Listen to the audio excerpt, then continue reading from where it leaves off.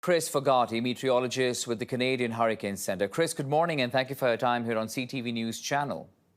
Yeah, no problem, actually. My colleague was just explaining a little more about Beryl, but let's get your point of view on what do you think is working in this system. The fact that from Category 5 it's turned to 4 and now 3 heading towards, the coast of Mexico. What's your take on what's happening next? Yeah, it looks like the Yucatan Peninsula will see the impacts of Beryl next, and then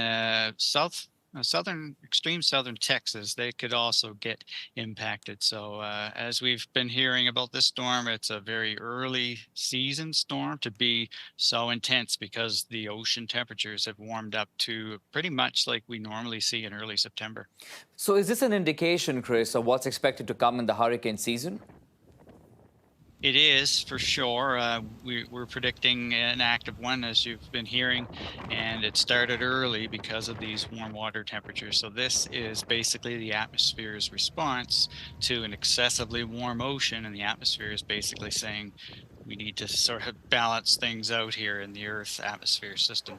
That's interesting. Would you say that this is being attributed to the general global warming per se? Is that the bigger picture we need to talk about when we see such massive hurricanes so early in the season?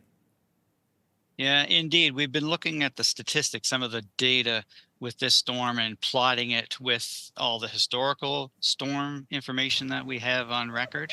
And this particular storm, its occurrence early in the season, where it formed geographically, and the rate at which it formed intensified so quickly this early in the season lies well outside of the normal climate. So there's definitely something more climate change related, a signal of climate change with this particular storm that stands out to us. We have seen this large-scale devastation in most of these visuals that are coming in from the Caribbean islands, Chris. But let me ask you, Category 3 as well is a powerful storm. It is a storm nonetheless. When can we expect this to sort of die down? It's right now it's undergoing some structural changes, so the intensity, the categorical intensity is coming down a bit. But as the longer these storms exist, they tend to broaden with age. So it's been around a few days now. It's getting wider. So the area of hurricane winds is quite wide still. But the Yucatan Peninsula mountainous overland terrain, that'll knock it down to probably just below hurricane strength. And then it'll probably regain some intensity, Category 1, as it approaches maybe extreme southern Texas around Brownsville. All right, we leave it at that for now. Chris Fogarty, meteorologist with Canadian Hurricane Centre. Appreciate your insight, Chris. Thank you. Yeah, no problem.